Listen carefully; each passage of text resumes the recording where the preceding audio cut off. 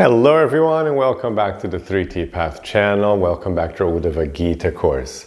And so here we are in this beautiful section where Krishna is describing the transmigration of the soul. It's a great topic. And now he's explaining, having explained this passage of time, because Uddhava asked Krishna, how, what's this thing with the transmigration of the soul? How do we not notice? How do we get so identified with this body and forget our previous birth? So we've been talking about this for several classes now. And today he's going to talk about a very important topic, which is the passage of time, the perception of the passage of time, how we're so easily fooled by things that are constantly or slowly changing that we kind of forget that they are changing and we think they are the same. So we get caught in life's flux. So here we are, we're in the 11th canto, 22nd chapter, verse 45. And look what he says. Krishna says this: although the illumination of a lamp consists of innumerable rays of light, undergoing constant creation, transformation, and destruction, a person with illusory intelligence who sees the light for a moment will speak falsely, saying, "This is the light of the lamp." This is the first example he gives. A light, very interesting, it's such an ancient text, but they understood the concept. And Krishna is like talking about basically like the photons are coming out, right? You have this lamp and photons are just shooting out. And they just go. So now, it's actually something new is happening all the time. But you look at it, it says, yeah, this is just the light of the lamp. It's actually not. This is like a new photon and a new one and a new one and a new one. It's actually a non-stop stream of photons that are coming. They're all like new ones. But you think it's just like, no, it's just a lamp. We don't notice that actually there's all this action going on, and every time we're looking at a new photon is striking our eyes. But we think it's just the same lamp. Then he goes on.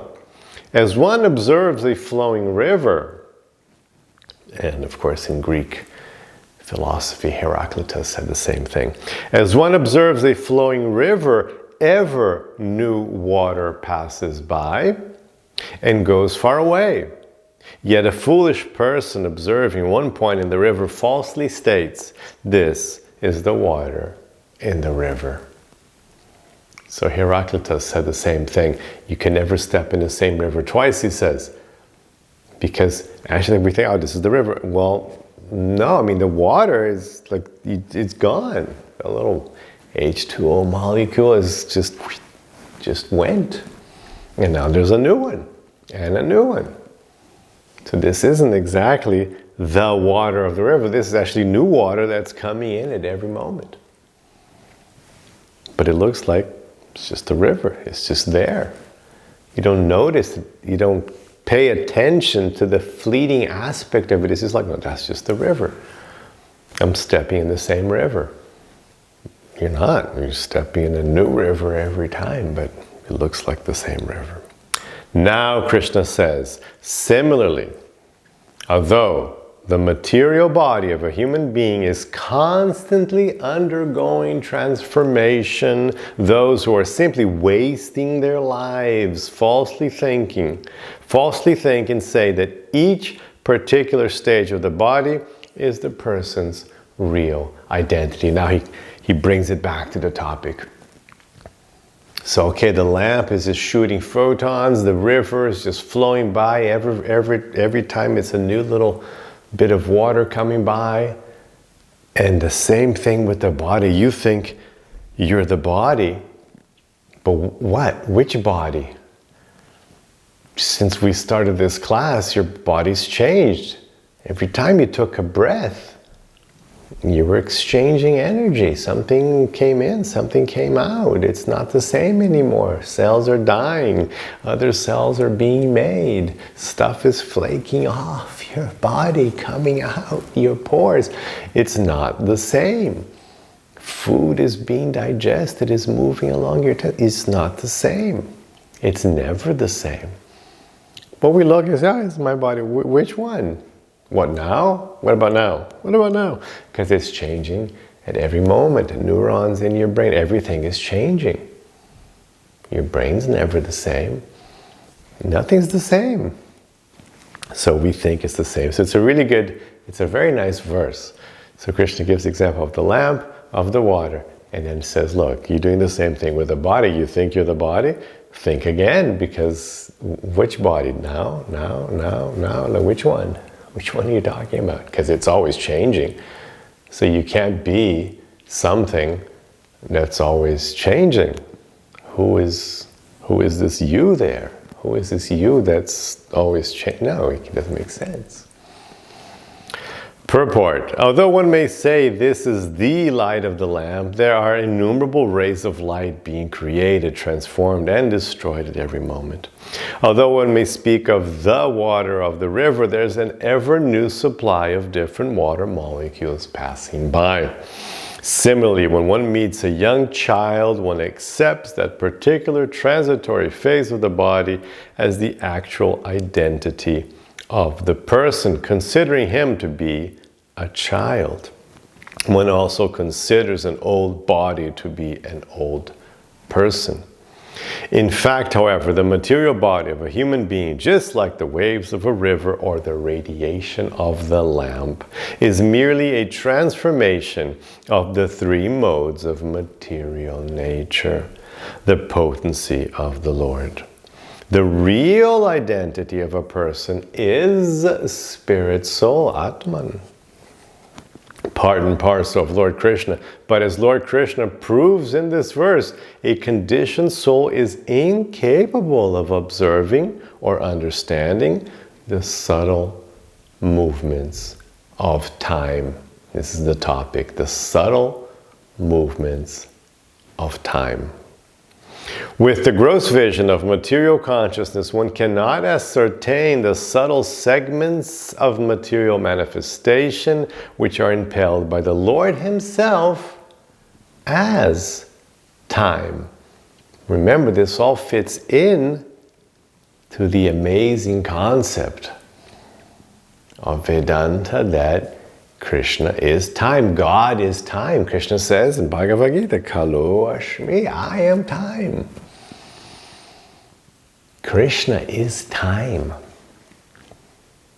God is time. So when you don't perceive the passage of time, you're also not perceiving God. The word mirsayusham in this verse indicates that those who are uselessly wasting their time in ignorance without understanding the instructions of the Lord, such persons gullibly accept any particular phase of the body to be the actual identity of the spirit soul within the body. Because the spirit soul is not subject to material transformation, when he engages himself in the eternal variegated pleasure of Krishna consciousness, loving service to the Supreme Lord, he will experience no further ignorance and suffering. Verse 46.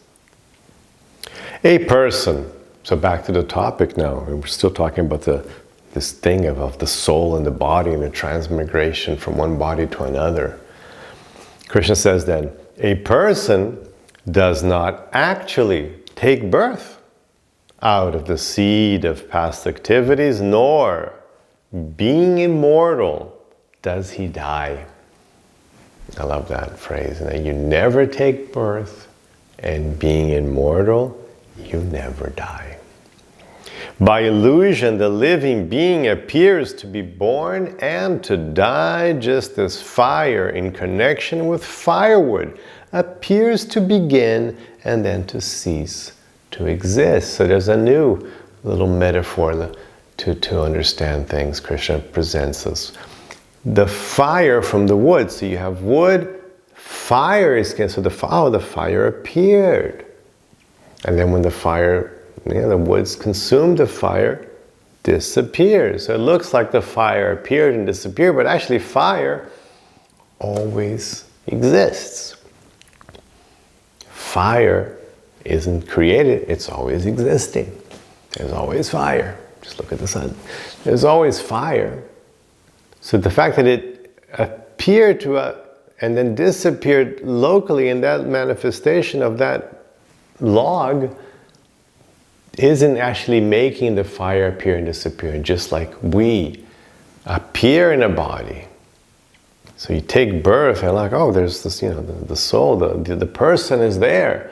And then when it dies, oh, the person is gone. Well, the person's always existed. It's just in that particular body, it comes and goes, just like fire can come and go from a piece of wood. Purport. The element fire exists perpetually within the material creation.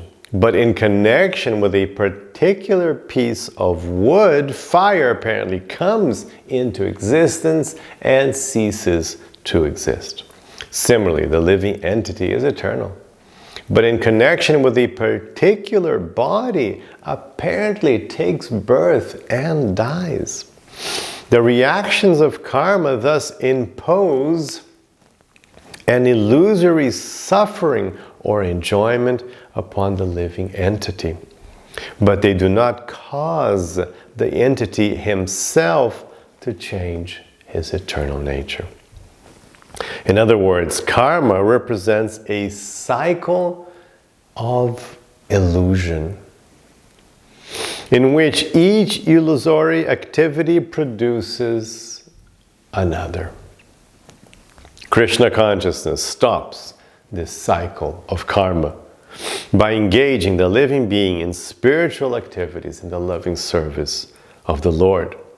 By such Krishna consciousness, one can escape the illusory chain of fruitive reactions. Okay, verse 47. Impregnation, gestation, birth, infancy, childhood, youth, middle age, old age, and death are the 9 ages of the body. So there's this nice little classification here. And notice that the first one is impregnation, nisheka. So of course people ask, I don't know why they ask, it's kind of obvious to me, but people ask, there's this idea that, abortion is like, oh no, it's only he has to come out, it's a baby, then it's killing. But if it's just a little cell, that doesn't count. It's like, what? It's obviously life starts upon, conception, impregnation. You got pregnant, okay, that's it. Obviously the 2 little cells is already a body, just like this is a body. It's just it's more developed, but it's the same body. So obviously it is murder if you kill that little body, or if you kill the little body, 9 months later. It's just the same thing. I don't know why people have a hard time understanding that. It's pretty obvious. But anyway, so Krishna says, it starts with nisheka, impregnation, so conception, and then gestation. That's also a whole period. So that was one thing, and then the whole gestation inside is one thing, and then janmanmi, birth. So those are 3. So by the time it's born, that's already the 3rd phase of the body. So people think no, it's only when it's born it starts. You were born. No, you actually started, the body started in impregnation. So that's the 3rd part. And then you have this term balya, infancy, which is up to 5 years of age, and then kumara, childhood, and then yovana, youth, and then middle age, and then jara, old age, and then finally mrityu, death. And it's very interesting in Vedic concept. You say that old age is called the daughter of time. She says that the daughter of time hugs you. So as the daughter of time hugs you, that's called aging. Jara. Okay, so Krishna just says those are the 9 stages stages, the 9 ages of the body. Verse 48. Although the material body is different from the self, because of the ignorance due to material association, one falsely identifies oneself with the superior and inferior bodily conditions. Sometimes a fortunate person is able to give up such mental concoction. So of course, this is what happens, this is what we're doing, this is why this channel exists, this is my work, this is why Bhagavatam, Krishna came, Bhagavad Gita, all these things are just so you can understand that you're not your body. Basically, that's like the whole thing. That's the first thing Krishna teaches in Bhagavad Gita to Arjuna. This is the main focus. Hey, you want to maybe think about it a little bit because it's kind of obvious. You're not your body. Hello. You know, it's pretty obvious you're not your body. So, because like for one thing, what's your body? It's changing every second. But anyway, all these stages, you went through these 9 ages. Which one's your body? The impregnation, the gestation, the birth, the little 5-year-old child, the youth. So you're not your body. That's the first thing. So Krishna says, people falsely identify with their body, with their conditions of the body. Sometimes a fortunate person is able to give up such mental concoction. And I hope you have done that already. Purport. One who has received the special mercy of the Supreme Lord is able to give up the mental concoction of bodily identification. Thus, there's always a chance of escaping the cycle of birth and death. Because until you figure this out, you're not going to escape the cycle of birth and death. Verse 49. By the death of one's father or grandfather, one can surmise one's own death. And by the birth of one's son, one can understand the conditions of one's own birth. A person thus realistically understands the creation and destruction of material bodies, is no longer subject to these dualities. So a person who thus realistically understands, you can see, like, here, come on, your father died, your grandfather, they're dying, and then children, they're being born. You can see the process of death, and birth and death, and death and birth. You can see it happening, so you can easily understand this process and no longer become subject to these dualities. Just observe the natural flow of birth and death. Purport. The Lord has described the 9 stages of the material body, beginning with impregnation, gestation, and birth. One may argue that a living entity cannot remember his presence in the mother's womb, nor his birth and early infancy. The Lord therefore states here that one can experience these phases of bodily existence by studying one's own child. Similarly, although one may hope to live forever by experiencing the death of one's father, grandfather, or great-grandfather, one has definite proof that the material body will die. A sober person, knowing the soul to be eternal, therefore gives up false identification with the temporary, unreliable body and takes shelter of the devotional service of the Lord. By this process, one can escape the artificial imposition of birth and death. What a great line. Give up the artificial imposition of birth and death. It's artificial.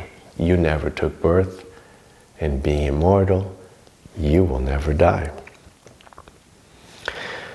Verse 50. One who observes the birth of a tree from its seed And the ultimate death of the tree after maturity certainly remains a distinct observer, separate from the tree.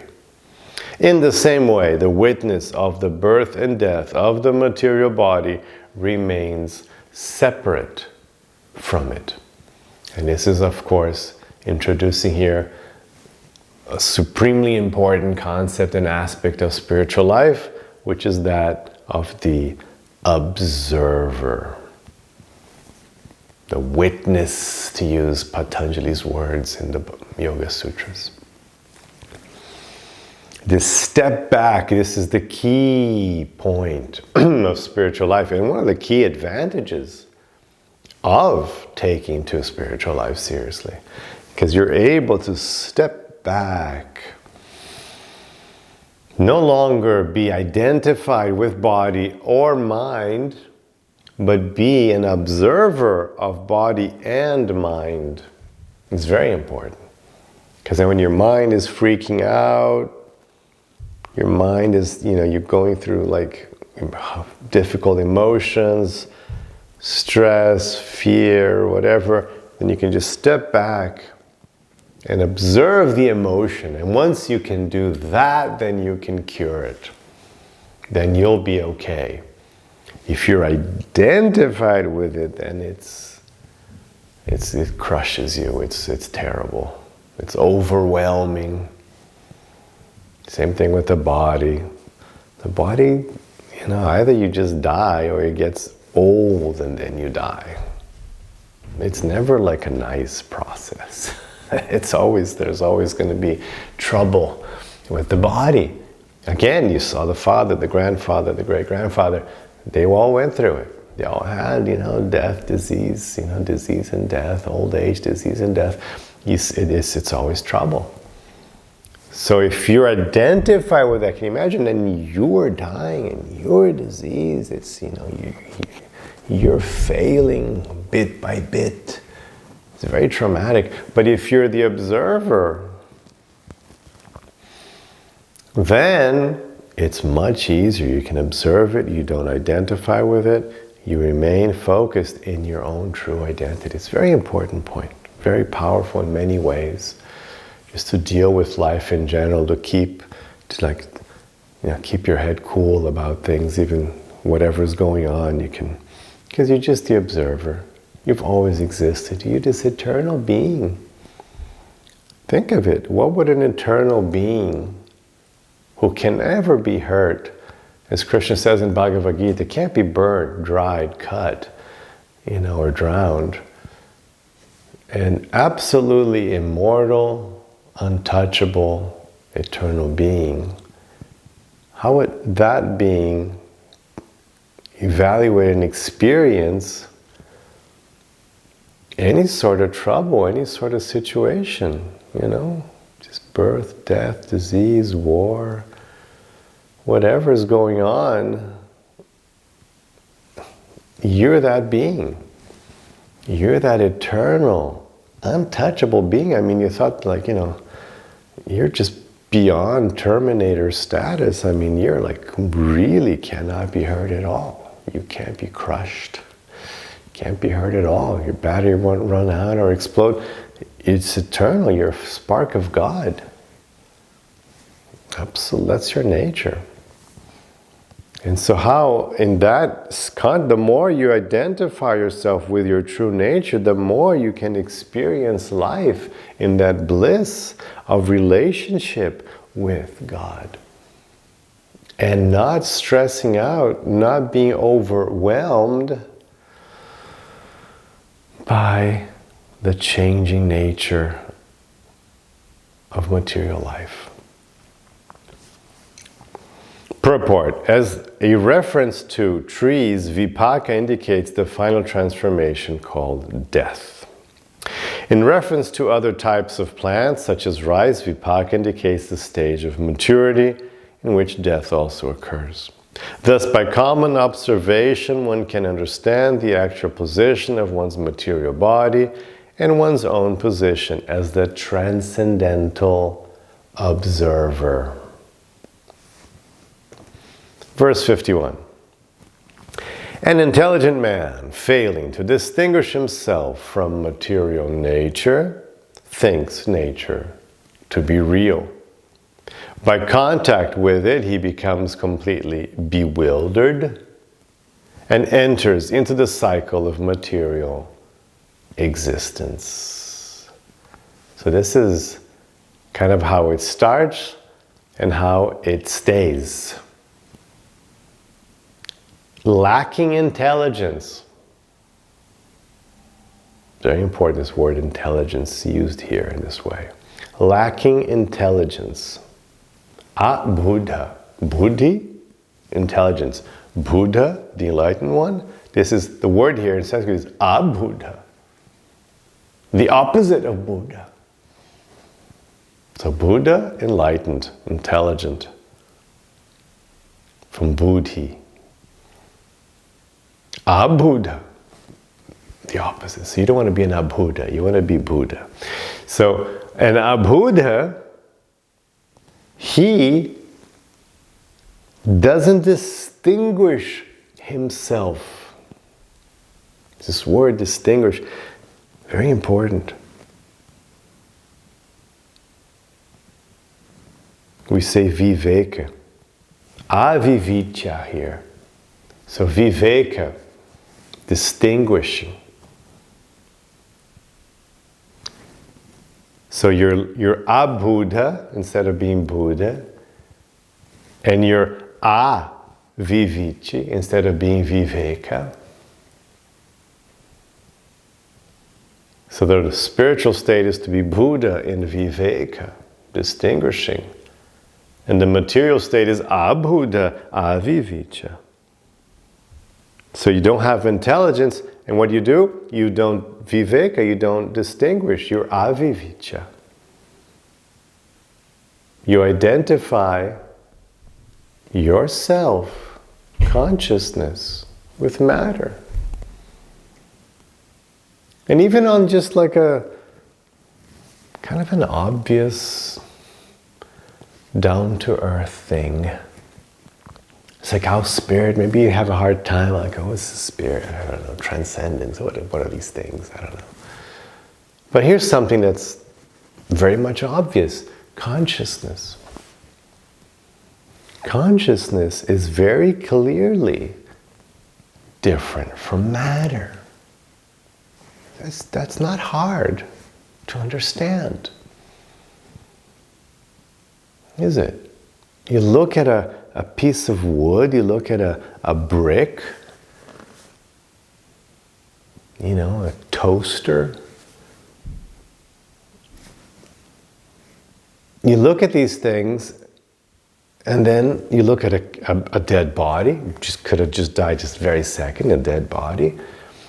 And consciousness, these are different things. Your consciousness, and look at yourself.